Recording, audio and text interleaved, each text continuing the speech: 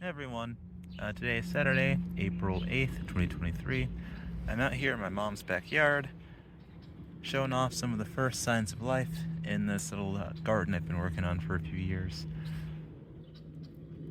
I'm actually out here to film something for a different video, but I thought it'd be cool to kind of show off some of the first signs of life coming up, and not even quite the first signs of life. Things have actually been kind of coming to for a while now, since it's April 8th. It's been officially spring for 19 days now. So right here, these are some bloodroots coming up. I think I planted these in, it's been a while. Pretty sure I was still in high school when I planted these. I think that would have been 2014, 2015. So yeah, they've been here for about 7 years. Yeah, they've come up consistently every year. There's some more bloodroots over here. I haven't seen them coming up yet. Guess they probably are coming up. They're just hidden by all this leaf litter. There's a lot more leaf litter here than this patch, which is actually really bare for some reason. So some other things coming up. Got this here, which I'm pretty sure, what's the name of these? It's false something. Shit, I'm blanking on it. This is a thing. Solomon seal, false Solomon seal. Yeah, this is, pretty sure this is false Solomon seal. I planted this, I think actually even before the bloodroots. I actually think this is one of the first, woodland wildflowers I planted back here. That would have been, pretty sure, around the same time, 2014 or 2015, but just earlier in the year. So, yeah, these have also come up very consistently. They've actually spread quite a bit. I think there were just, one or two of these, and, yeah, now they're everywhere. I'm not sure if I can really show them because I'd have to, walk across here, which I don't want to do because I don't remember exactly where different things are planted. I don't want to step on anything. Maybe if I okay, you can see them if I zoom in on them. There's a lot more back there where they've spread around. So those are starting to come up. Now this fern is not starting to come up yet. I think this is just a frond that just kind of survived through the winter. A lot of ferns we have up here are somewhat evergreen.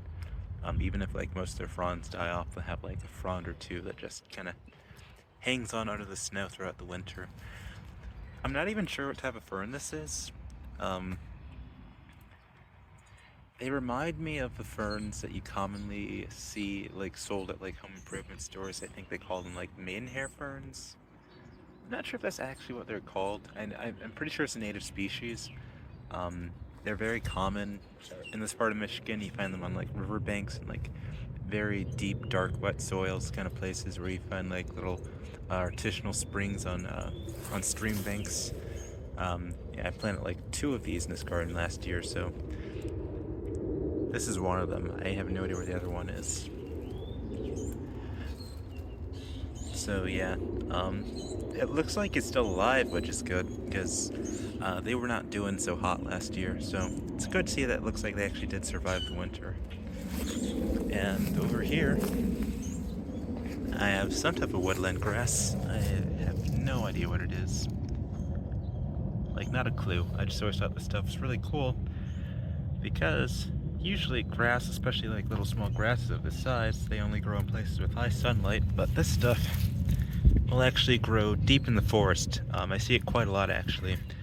It's very common here in Michigan. You find it in most forests, and it has no problem growing deep in the shade, which I think is really cool. And also one other interesting thing about this is I'm not sure why it does this, but every time I find these, it's very consistent. The lower half of the blade will be just fine and green, but then you get to the final half or third, and it's very consistently they'll have quite a few blades are just dead at the ends.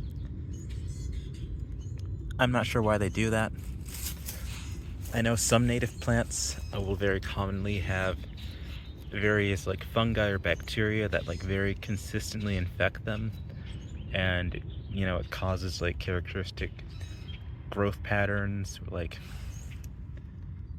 things sort of like this, spots on leaves and stuff like that. I wonder if it's something like that. But yeah, every time I find these, it's always like the tips of the blades are like dead.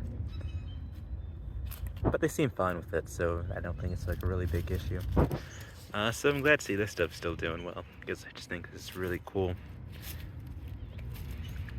And it must be just like one species, or like perhaps a few closely related species, but grasses are yeah, not easy to identify, so yeah, I have no clue what this actually might be in terms of like an actual like Latin name, scientific name.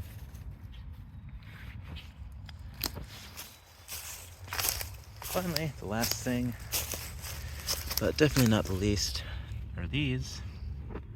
These are wild onions, aka ramps. So I collected quite a few of these last year and planted them in the garden.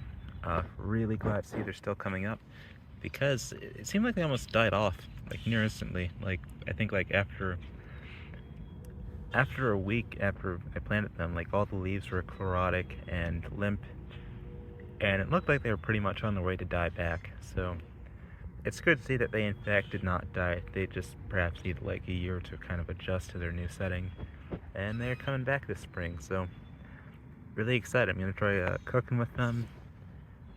I collected a ton of them last year to cook with them. They're pretty easy to cook with, so yeah, I see they're coming back. There are a few other plants in here that really haven't come up yet. Like somewhere around here, there's a pretty large fern. It's a different type of fern from this fern. It's one with like more fine, kind of more laced fronds. That one hasn't started coming out yet. And there's also trilliums, which, yeah, those have not started coming up yet.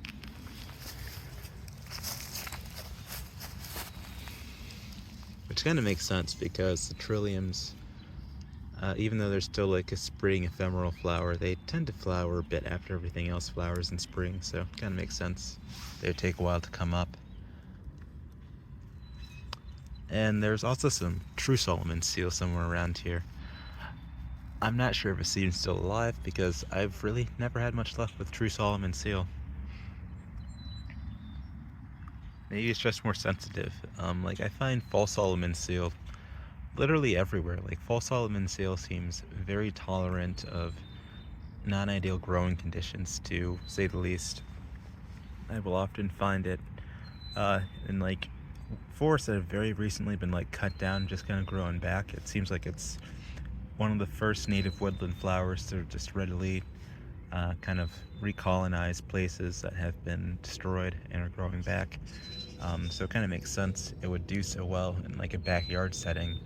But true Solomon seal, I think I've only so far, I found it in only like 2 places around here.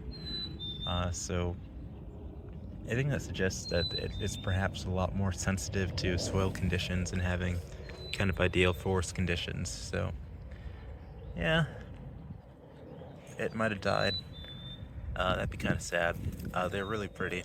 They're one of my favorite forest flowers, but c'est la vie.